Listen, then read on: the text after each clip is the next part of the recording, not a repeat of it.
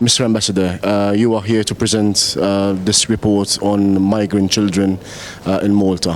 First of all, what is the reason why this report was obviously commissioned?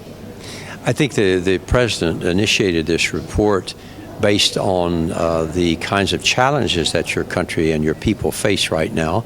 And I think she was eager to move away from the current approach, which is one primarily of detention, sometimes for long periods of time. And she wanted to come to a more humane and responsible approach that would work both in the national interest and would also work in the interest of the migrant.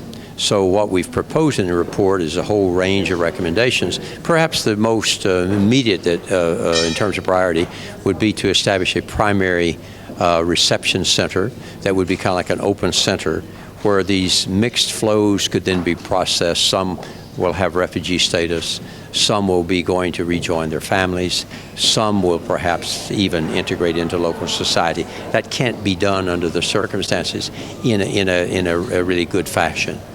How can the negative discourse you mentioned be addressed? The racism and the xenophobe language and discourse used not only by the media but also by the population here in Malta? Well, I think it starts with some of the recommendations in this report. I think also we in the international community, like my organization, International Organization for Migration, we need to deliver the compelling arguments to parliamentarians and governments so they can inform and educate the people as to why today large-scale migration is inevitable given the demography, the disasters, and many other considerations. It's also necessary if you're going to fill all the jobs that have to be done, because much of the unemployment today is structural unemployment, and the jobs that some of these migrants are going to do are what we call dirty, difficult, and dangerous, which locals are not going to do. And then finally, to recognize if it's managed properly with good policies, it's a highly desirable thing. It enriches our society. They bring in innovation and ideas, and we ought to be positive about it. Why is migration inevitable?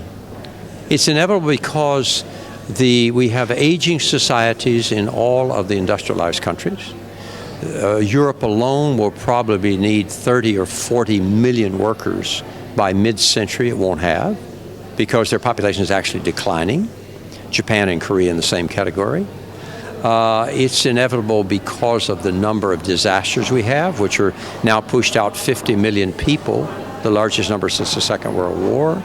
It's inevitable, I think, also because of the labor demand that I mentioned, for a lot of reasons. But we see it coming, and therefore responsible leaders are going to try to inform the public about reality.